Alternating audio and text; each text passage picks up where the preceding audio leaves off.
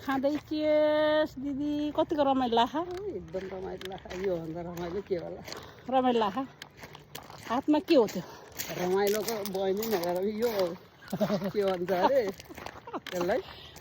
खाएको ट्र्यास अरे ल यता पनि एकदमै रमाइलो छ जङ्गलमा केटाकेटी हिँडिसके कस्तो अनि चाहिँ शीतल कति मन शीतल अब यो समरमा हाम्रो यही हो कति कामै यही हो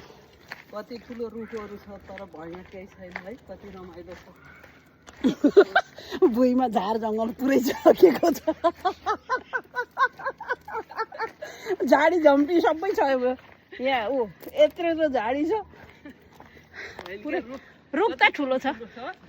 रुख त सही ठुलो रुख खाली सल्लाहको रुख हो यहाँ शीतल छ चिसो हावा छ आमा यस्तो ठाउँ पनि हुँदो रहेछ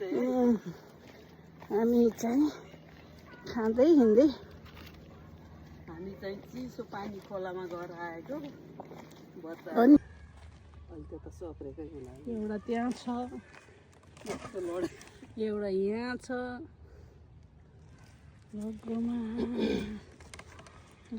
चेयर्स गर दिदी चेयर्स गर्नु ल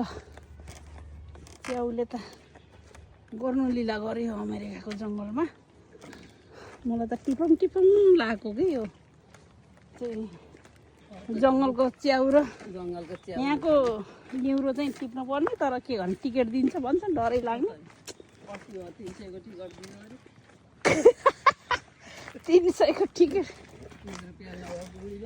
यो हाइकिङको अवस्था तर